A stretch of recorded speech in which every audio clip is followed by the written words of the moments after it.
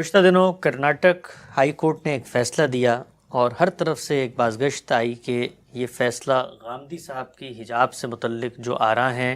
ان کی تائید میں دیا گیا ہے۔ میں اس بحث میں نہیں چاہتا کہ فیصلے میں آپ کے حوالہ نقل ہوا ہے یا نقل نہیں ہوا، یا جج صاحب نے آپ کی کسی رائے کو حوالہ بنایا یا نہیں بنایا۔ دو ٹوک سوال ہے آپ سے۔ سوال یہ ہے کہ جو کچھ آپ کی اختلاط مرد و زن، پردہ کئی، حجاب کے متعلق آراء موجود ہیں،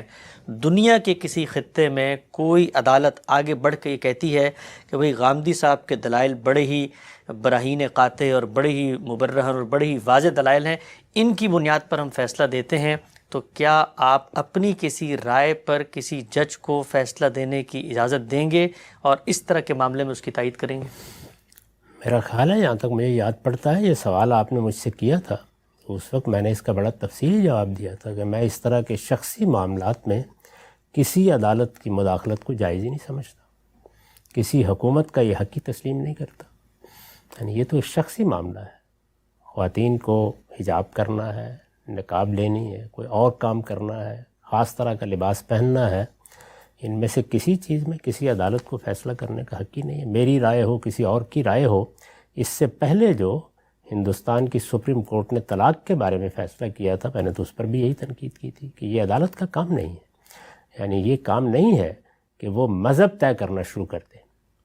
یہ تو لوگوں کا کام ہے، اس مذہب کے ماننے والے ہیں، یہ قومی ریاستیں ہیں، ان کے علماء، ان کے فقہاء طے کریں گے، اس کے مطابق جس رائے کو چاہیں اختیار کریں۔ ہمارا یہ کام نہیں ہے کہ ہم شخصی معاملات میں مداخلت کریں۔